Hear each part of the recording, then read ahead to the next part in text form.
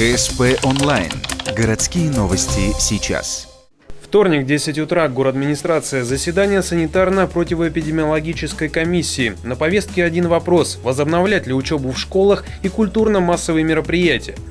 Сейчас идет 5-я неделя угрозы эпидемии. В целом, заболеваемость ОРВИ снизилась на 30% среди взрослых, у детей до 14 лет на 43%.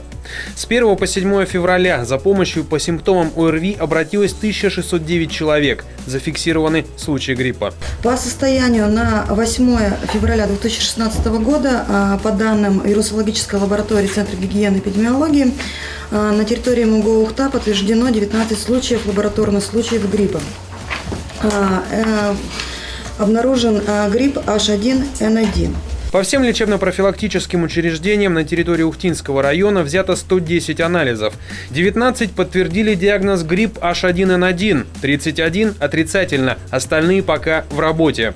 Профилактические мероприятия на территории города сохраняются, лекарств хватает.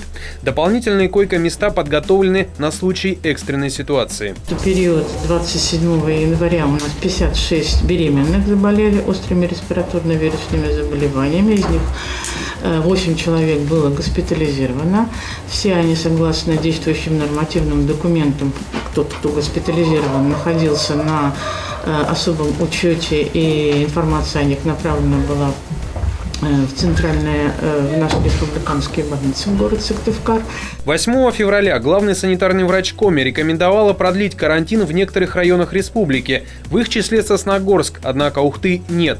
В некоторых ухтинских школах занятия не ведутся почти 2 недели, например, 18-й. Это чревато продлением учебы летом. Учитывая это обстоятельство, большинством голосов комиссия проголосовала. Занятия в школах, учреждениях дополнительного образования, секциях и так далее возобновить с 9 февраля. Ограничения на проведение массовых культурных и спортивных мероприятий, особенно в закрытых помещениях, сохраняется минимум до конца недели.